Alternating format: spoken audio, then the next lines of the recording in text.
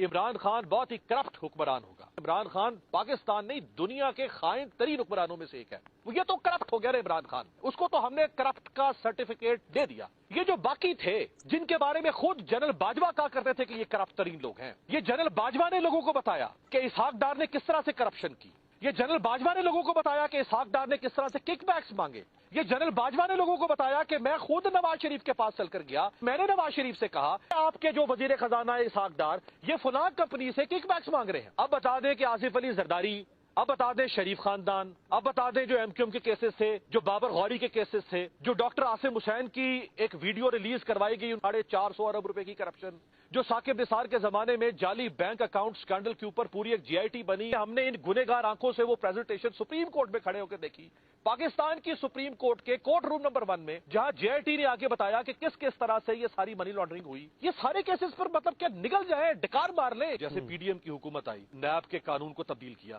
Cases تھے آصف علی زرداری صاحب کے، جو کیسز تھے شریف خاندان کے، سارے کیسز کو آہستہ آہستہ سے ختم کیا گیا۔ پھر انہوں نے چیئرمین نیب وہ لا کے بٹھائے جنرل بٹ صاحب، انہوں نے پچھلے 2 سال میں سوائے پی ٹی آئی اور عمران خان کے توشہ خانہ کے یا ان کے کیسز کے علاوہ انہیں پاکستان میں نہ تو کوئی کرپٹ نظر آ رہا ہے، نہ انہیں پاکستان میں کوئی بددیانت نظر آ رہا ہے۔ جس طرح نواز شریف کو لا کے آپ نے سارے کیسز ان کے بالکل آپ نے سلیٹ صاف کر دیا۔ آپ نے شہباز شریف نے جس دن ان کے اوپر فرد جرم عائد ہوئی اسی دن پاکستان کے وہ وزیر اعظم بن کر وہ اوتھ اٹھا رہے ہیں۔ جس نیب نے شریف خاندان کے خلاف کیسز بنائے اس نیب نے خود آ کے عدالتوں میں کہہ دیا۔ امیر عباس صاحب، جو سلوک حسن اور حسین نواز کے ساتھ آج کل ریاست نے روا رکھا ہوا ہے، آج کل کی بات کر رہا ہوں، یہی سلوک چاہیے ہے تحریک انصاف کو کہ وہ ان کے ساتھ بھی ریاست یہی سلوک کرے اب؟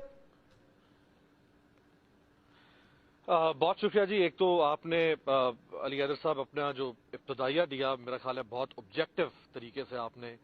صورتحال کو سامنے رکھا ہے۔ اب اس وقت ہو یہ رہا ہے پاکستانی میڈیا میں کہ چیزیں بڑی کنفیوز کر دی جاتی ہیں، اور نہ سوال کرنے والے کو سمجھ آ رہی ہوتی ہے اور نہ جواب دینے والے کو کہ ہم کس طرح صورتحال کو اینالائز کریں۔ جو حسن اور حسین کے ساتھ ہوا اس سے پہلے سے سلسلہ شروع ہو چکا ہوا تھا۔ اب جیسے پی ڈی ایم کی حکومت آئی، سب سے پہلے آتے ساتھ انہوں نے نیب کے قانون کو تبدیل کیا۔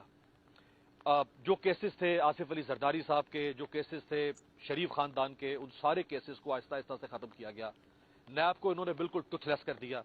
پھر انہوں نے چیئرمین نیب وہ لا کے بٹھائے کہ جو چیئرمین نیب جنرل بٹ صاحب، انہوں نے پچھلے 2 سال میں سوائے پی ٹی آئی اور عمران خان کے توشہ خانہ کے یا ان کے کیسز کے علاوہ انہیں پاکستان میں نہ تو کوئی کرپٹ نظر آ رہا ہے، نہ انہیں پاکستان میں کوئی خائن نظر آ رہا ہے، نہ انہیں پاکستان میں کوئی بددیانت نظر آ رہا ہے، نہ انہیں پاکستان میں کوئی چور ڈاکو لٹیرا نظر آ رہا ہے۔ اگر کچھ ہے تو وہ صرف اور صرف ایک ہی جماعت کی، بھئی یہ جماعت تو مان لیا بہت ہی گندی جماعت ہوگی۔ عمران خان بہت ہی کرپٹ حکمران ہوگا، عمران خان بہت ہی خائن حکمران ہوگا۔ ہم ایک لمحے کے لیے مان لیتے ہیں کہ عمران خان پاکستان نہیں دنیا کے خائن ترین حکمرانوں میں سے ایک ہے، مان لیا۔ اب اس کو تو رکھ دیں سائڈ پر۔ اب بتا دیں کہ آصف علی زرداری، اب بتا دیں شریف خاندان، اب بتا دیں جو ایم کیو ایم کے کیسز تھے، جو بابر غوری کے کیسز تھے، جو ڈاکٹر عاصم حسین کی ایک ویڈیو ریلیز کروائی گئی، ان کی کنفیشن سٹیٹمنٹ ریلیز کروائی گئی 450 ارب روپے کی کرپشن، جو ثاقب نثار کے زمانے میں جعلی بینک اکاؤنٹ سکینڈل کے اوپر پوری ایک جی آئی ٹی بنی، اور سپریم کورٹ میں آ کر پروجیکٹرز کے اوپر اس جی آئی ٹی نے ہم نے ان گنہگار آنکھوں سے وہ پریزنٹیشن سپریم کورٹ میں کھڑے ہو کے دیکھی، پاکستان کی سپریم کورٹ کے کورٹ روم نمبر 1 میں، جہاں جی آئی ٹی نے آگے بتایا کہ کس طرح سے یہ ساری منی لانڈرنگ ہوئی۔ یہ سارے کیسز پر مطلب کیا نگل جائیں، ڈکار مار لیں، کیا کریں ان کا؟ یہ تو کرپٹ ہو گیا نا عمران خان، اس کی پارٹی بھی کرپٹ ہے، اس کو تو ہم نے کرپٹ کا سرٹیفکیٹ دے دیا، وہ تو ایک سند یافتہ کرپٹ اور خائن انسان ہے۔ یہ جو باقی تھے جن کے بارے میں خود جنرل باجوہ کہا کرتے تھے کہ یہ کرپٹ ترین لوگ ہیں، یہ جنرل باجوہ نے لوگوں کو بتایا